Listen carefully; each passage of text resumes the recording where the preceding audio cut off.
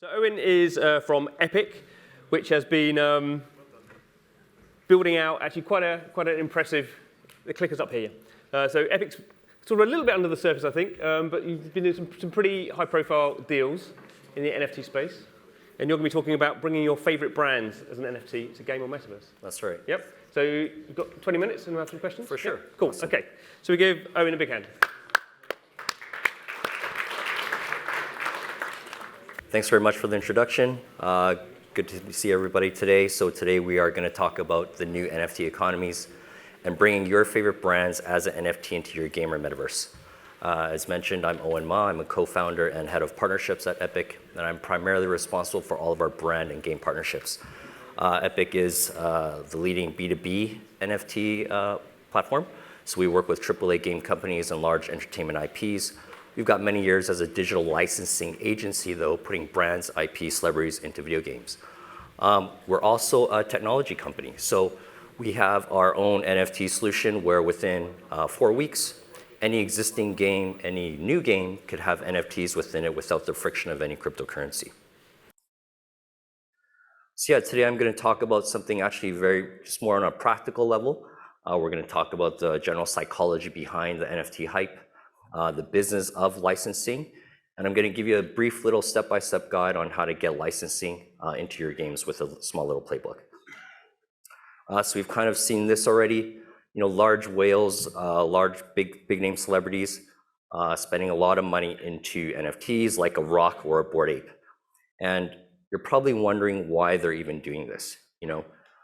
So really, people pay real money for virtual items for the same reason they pay money for any consumer commodity.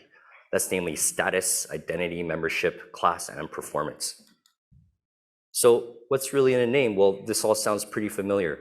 It's the same reason why people spend money on brand name items. Brand affinity is just really about psychology, and it's a way to signal a message to the world. It's, are you a Ferrari guy or are you a Tesla guy? Do you use an iPhone or do you use an Android? When we're talking about brand name items, it's really just about licensing. And licensing is just granting the rights to use any person's other intellectual property into their own products and services for a financial consideration. It's as simple as even me. If I take a picture of myself, I put it on a t-shirt and I want to sell it. IP ownership is the same, whether we're talking about your own creator economy, which we're seeing in a lot of NFTs like marketplaces like OpenSea, to big brands like Disney or Marvel. So really, an NFT is just that. It's a new product category. It's really the new opportunity for NFTs and for the Metaverse. So what is important about this new product category is that for a licensor, there's extremely powerful features behind an NFT that really gravitates to them. First, you can verify the ownership of any digital content. The wallet of a crypto wallet is really like a bearer certificate. And secondly, NFTs are digital. So the importance of it being digital, it can represent anything, really. You can contain any type of reference or type of value to it. So at the end of the day, this means we can do a lot of cool things, not only from a product and merchandising perspective, but even on a marketing and engagement with your own consumers. So that's why when you combine these three elements of brand affinity, a new asset class, and this new product category, it becomes something that's very unique and special. So it's really up to a person's own creativity, from art to music files to digital good items already being sold within games. And then this brings us to the next big opportunity of NFTs, which is the Metaverse. This is truly the new economy for NFTs. NFTs have become, as we heard earlier, it's the unifying feature and force between any type of interconnectivity of metaverses. It's digital stuff, it's interoperable, it's transferable, but best of all, it's permanent.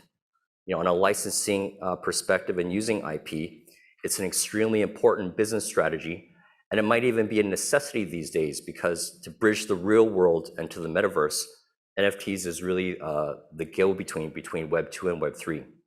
In 2022, we're probably going to see a lot of different things with NFTs going way beyond just a JPEG image. We've already seen brands like H&M and plenty more that's going to be entering the Metaverse space. So this is the next part. I'm really going to give you a quick playbook. If those of you interested to learn how to get brands and IP into your games, we're going to break it down into like the general field of play. We're going to introduce who the players are within the licensing realm. Discuss strategies, whether or not you're ready for IP, and what you can do about it. And last but not least, the end game. So really consider why you want IP into your products or services. It's really, what is licensing? As I mentioned before, it's just having the rights to use somebody else's intellectual property into your products or services. Seems like it's pretty straightforward, but actually the whole process is pretty complex. What a lot of people don't really understand with licensing, that it's not really about what you know, it's actually not even about how much money you have, it's about who you know. So it boils back down to really relationships. So it's really an industry that's never even been disrupted, even with the internet. It's relationship based, it's about getting the right access, which is key. And literally it's all about legal contracts and rights. So that's a brief history of licensing, but we're going to talk about the future of it. What about blockchain? And blockchain and licensing definitely are very compatible. Licensing is all about legal contracts and rights. Smart contracts give us the ability to kind of improve in the creation and enforcement of any of those rights, which removes a lot of the friction that's going to be involved in licensing. So even at Epik, we're working with a lot of technology solutions to kind of solve those complex workflows within licensing.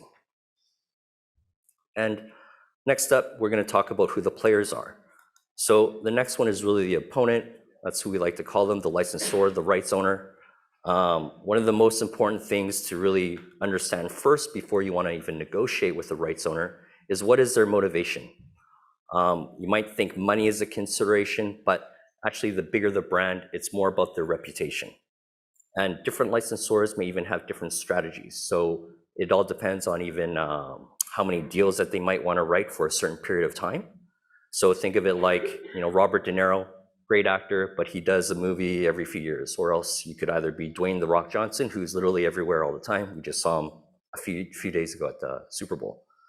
So these are a lot of things that you got to consider when thinking about the mindset of the licensor.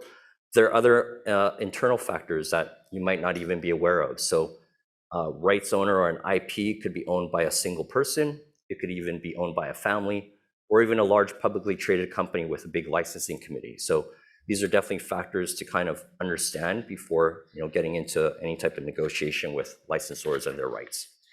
And last but not least, we're going to move on to the next player, which is I like to call the quarterback.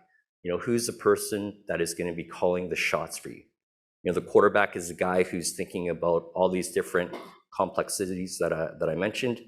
They're going to navigate all this complex portions of licensing for you. And they're really going to think about, like, what is your plan? How are you going to go about this? How are you even going to approach the licensor? What are the terms? How much are you going to pay?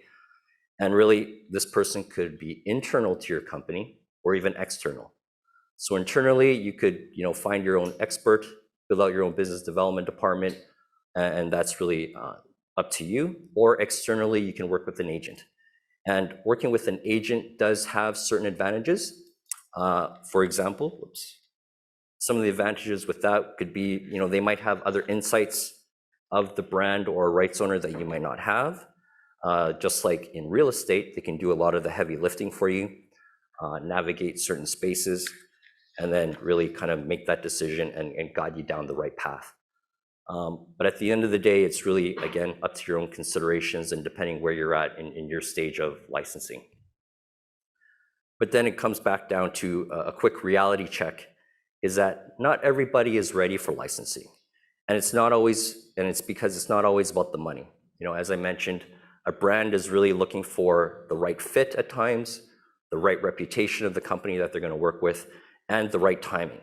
So even if we might want to get big license IP today, it doesn't mean that we can't get there one day. There are certain things that you can do to kind of start building up your profile as you build the path to discuss with a licensor about licensing. Things like getting the right data of your game metrics, building that engagement and the KPIs that go beyond the money. Be open-minded to even the IP that you want. There's certain collaborations that we've definitely seen that aren't always, in line per se with the type of brand and the game product, but You just got to be open-minded and have a lot of fun with it. And ultimately join forces. So Epik, we've been very successful in putting multiple brands into the different games for under a single campaign. So a lot of benefits on that is really, you're not the only guy buying and paying for the licensing rights for it. And definitely, approach licensing, it's fun. We're in the game business, it should be fun, interactive. Just definitely have fun with it whenever you start that sort of brainstorming session. And really, I guess licensing comes down to IP. It's really about creating new and engaging content. Crossovers are really the ultimate way to create something truly limited edition and collectible, whether that's physical merchandise from every year there's Nike Air Jordans or Kanye West Yeezys. Crossovers are great. We see it in music, song collaborations between music artists, fan favorites, fashion, Supreme and Louis Vuitton, even big department stores like Uniqlo and Disney. And of course, video games. So at Epik, we do focus on putting brands into games for short-term collaborations. And we're seeing it happen more and more, whether it's using with us or games going about it themselves. It's just become like a new toolbox in a lot of game developers' toolbox. And this is what we're going to be seeing in a lot of NFTs right now. So brings us to the next step of licensing. Why do you even want to do it? These are things to consider from the very beginning. Why would you invest a lot of time and obviously money? What is the goal? The top 3 goals that we typically see at Epik when we work with our clients. Number 1 is really about increasing your user engagement. Number 2 is increasing your retention, and obviously monetization. One of the things that we've definitely seen, though, is that when you go about licensing, one might think that the minute I license that IP, I should make immediate money right away. But as we know, you actually make more money from the retention and the engagement that you get from that collaboration, which has a bit of a long tail effect from other monetization in your game product. So lastly, it's also about boosting your game's profile. So we've seen a lot of games just start doing a lot of licensing deals because they want to start increasing their brand profile, their game profile, because at the end of the day, hey, working with brands adds value to your consumers and definitely on the investor point of view. So there's a lot to think about before you start making investments into licensing with IP. And that's why I guess, we like to take it from more of a direct and practical approach. So in summary, for IP licensing, it really boils back down to the 4 main things. What is the field of play? Understanding truly what is licensing about and what are you going to actually license for your content. And number 2, who the players are, whether you're going to do it yourself, be your own quarterback or use an external agent, and definitely which rights owner that you're dealing with. Because again, Disney is totally different than, let's say, a big actor like a Danny Trejo, right? So definitely know who you're gonna be working with and understanding what their motivations are. And lastly, how to execute on your strategies. What's the lead time? How do we build up that profile and go at it? And then with the end game. So what is the primary goals? Is it immediate revenue or is it more of a long tail engagement? So yeah, there you have it. Really just a quick little playbook about NFTs, the new economy, and how licensing plays into all of this stuff. So definitely the metaverse is going to be the next big opportunity.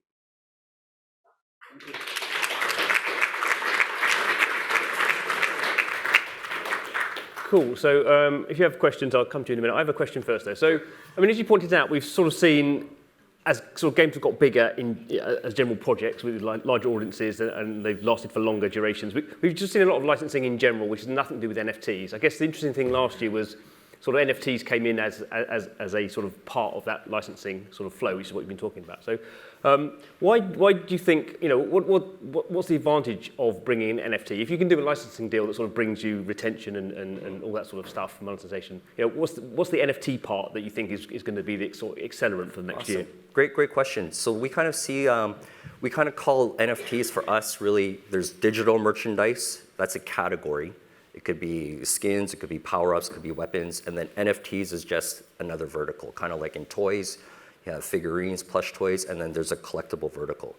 The benefit of the NFT, again, with this new unique content that gets created, now if you truly had that ownership right from your consumer purchase, that is the true value, I think, is that you definitely want to own that experience, so to speak, and again, getting value for your money. once you buy something, you should be able to have the right to own it. Good. Do we have any questions? We have this gentleman here. Thank you. Thank you for that comprehensive introduction to NFTs. My question is, you mentioned that NFTs are going to be moving away from typical JPEGs and that sort of industry. Is that something that Epik is fully putting their attention on, trying to expand what NFTs are associated with? For example, I know that they can be, you said you made the connection between games, that you mentioned that there could be a membership use towards them. Is that something that Epik is focused towards building out? Yeah, definitely. So for us, even if you kind of drill down the most basic item, whether it be a JPEG or a music file or a video file, we see NFTs truly just a way to express yourself, right? There's nothing different than if I'm walking down the street, I got an AC/DC t-shirt on, I see another guy with an AC/DC t-shirt on, we immediately connect. So with an NFT, yes, it could take the form of a JPEG that we saw, but it's about expression and membership and some brand affinity, whatever that brand might be. So even for us, some of our clients are now just taking the NFT, using it in their game, or even as an engagement tool for their own, whether it be fans, if you're an influencer, to kind of creating special unique items, not their entire gaming ecosystem, but certain items to kind of create that extra value and uniqueness. Thank you very much. You're welcome. We have one here. Okay, thank you for your presentation. Could you talk through an example of a licensing deal that you've done with your company that's involved NFTs and what the value of that was? Great. So there's actually one that we just did recently, and it's just with a normal game publisher. It's a fashion metaverse game, and what they wanted to do was have their licensed content, and that would be the NFT. So they have their own sort of red shirt, blue shirt, black shirt, normal digital good items in-game, but they wanted the licensed stuff to be truly unique, and that was the NFT item. They kind of used our tech solution even for that, because then it's just a native in-app purchase for the end consumer. And then slowly they're going to onboard, I guess, the messaging to the game player that, hey, you actually own this. It's an NFT.